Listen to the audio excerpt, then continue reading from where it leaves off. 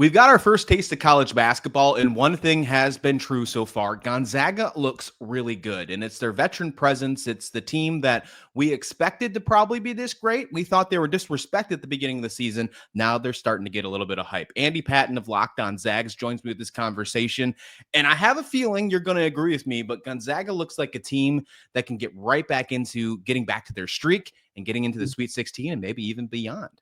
Yeah, they've looked absolutely phenomenal so far, and so many teams play their first 3 or 4 games. You're not seeing a lot of competitive games, and that has not been the case for Gonzaga. I mean, they've played 3 power conference opponents, 3 teams that are currently inside the top 90 at KenPom, a team that was ranked in Creighton when they played that game, and have won every single game by double digits. Handed admittedly not very good team in Southern Utah, but they handed them a 72-point margin of victory on Monday.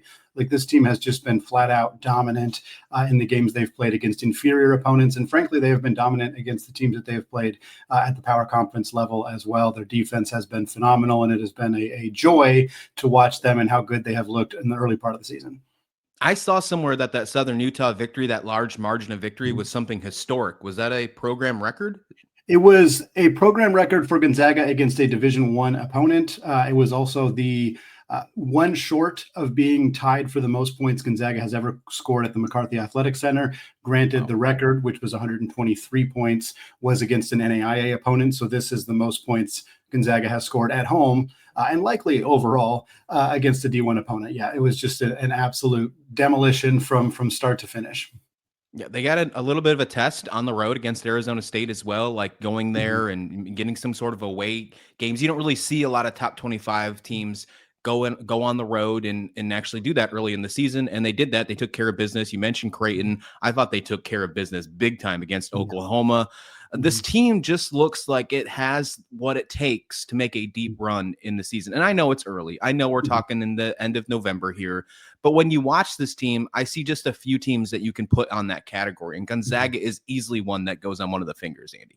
Yeah, I think it's hard for me to think they're anything other than a top 6 or 7, like 8th best team at worst. And that's from somebody who watches a lot of high-level college basketball and has watched a lot of these teams. And I think for Gonzaga, they're so known for being a great offensive team, but the narrative around them is like, oh, when their shots aren't falling, they can struggle, or they can be receptive to losses in that way. And that has been true. But this team has such a good defensive presence. They turn you over so often. They have so much length and versatility and experience. I mean, it's one of the oldest teams in college basketball, and it feels like this team is not in a position where off nights offensively, games where Graham Ike can't find the bottom of the net, games where the three-point shooting is non-existent, which quite frankly, the three-point shooting has been pretty much non-existent all season, and they have not played a game within single digits because of how good their defense is. And that makes them more bulletproof in my mind in terms of avoiding those ugly losses,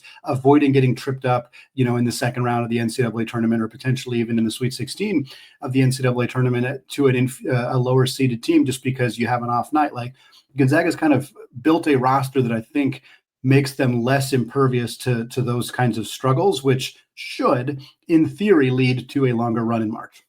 Yeah, the three-point shooting this year only at 34%. Definitely would like to see that get improved at some point. You mentioned Ike, and he has been so impressive, averaging 17 points, 9 rebounds a game, almost a double-double.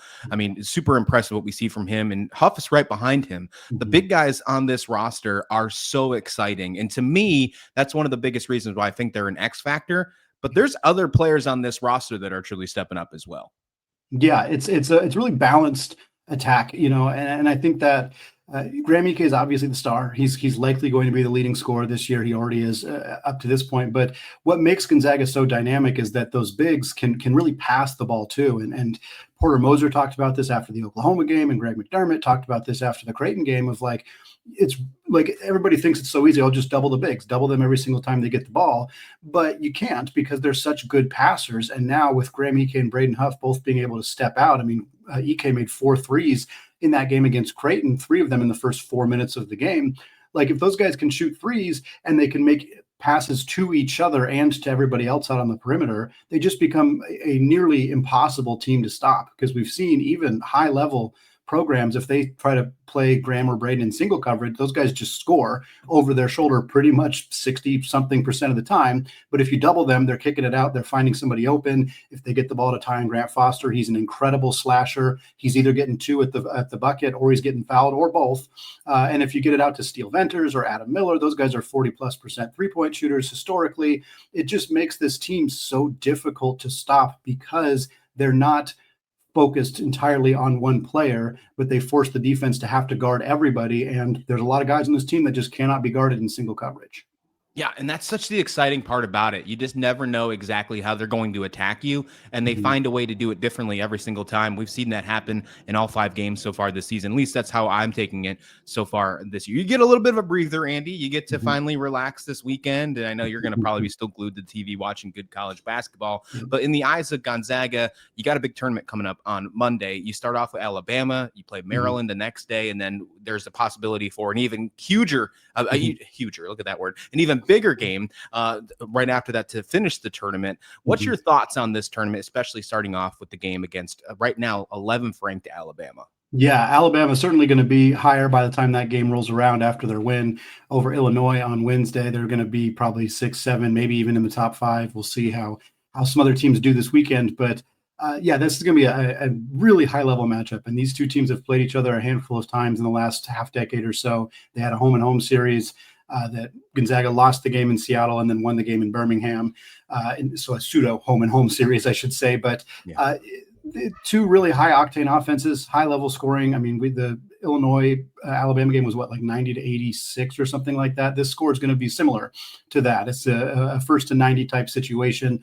I feel more confident about Gonzaga than I have in the past in this matchup because I think that they match up well with Alabama in the sense that they have a lot of length that they can put on opposing guards. They have players like Jalen Worley, who's 6'7", or Emmanuel Nicente, who's 6'5", and they have been used against the opposing team's point guards already throughout the season. Worley was guarding 5'11" Mo Odom at Arizona State and 6'2" guard Blake Harper at Creighton. And so I have no doubt that Worley's going to get the task of guarding LeBaron Philon and potentially Houston Millett or Aiden Holloway or Latrell Wrightsell or any of those phenomenal guards for Alabama. Whereas I think Alabama's weakest spot is the front court, and their front court defense in particular it's not even that it's bad. I mean, we're talking about a top 5 team. They don't have a ton of weaknesses, but it is their weakest spot. And it is one of Gonzaga's greatest advantages. So I think that Gonzaga lines up better against Alabama than a lot of high-profile teams do, but there's no chance that this is going to be an easy game for Gonzaga because that Alabama team can really, really score and has played very well so far this year. It seems like a game you must watch if you're a college basketball fan. I think this entire tournament has multiple games that can happen in that case. I mean, there's a possibility that Gonzaga starts this tournament, with a showcase game against Alabama. And if they do well with all the other teams in the tournament, they could end up playing one of maybe the greatest matchups in the season for college basketball. And I know I'm talking with Gonzaga and possibly St. John's, Andy. Yeah, St. John's, I mean, obviously Houston, Tennessee, Baylor, there's a ton of great games that could happen, but St. John's would be so much fun. I mean, just from an offensive perspective, both these teams, really, really great scoring teams. St. John's scored 96 in that game against Alabama, actually, but they lost that one. But would be a really fun matchup. St. John's backcourt, a little questionable at this point. I think Gonzaga has a bit of an advantage there, but certainly Mark Few and Rick Pitino, they haven't gotten a matchup as much as I think they should have in their careers. And I think they would say the same for what it's worth. I think they would love to square off more often, but this would be an absolute blast of a game. Probably my favorite potential matchup. I mean, narratively, a rematch with Houston would certainly be fun, as Houston knocked off Gonzaga in the round of 32 last year. Playing Houston is not particularly fun, so that might be a bit more of a stressful game. But obviously, for Houston, they also have a star freshman, Isaiah Harwell, who was long thought to be going to Gonzaga before he changed course and went to Houston. So there's a lot of narratives that'd be fun in that game. But my goodness, if Gonzaga goes 2-0, they're going to play somebody phenomenal in that third game, and it's going to be an absolute blast, regardless of who it is.